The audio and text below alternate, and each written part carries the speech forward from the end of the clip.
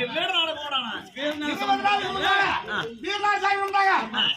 அது யாரு காய் ஆட்டாதடி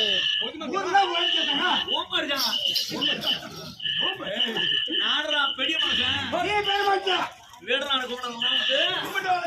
ஐயா தாமே ஐயா தாமே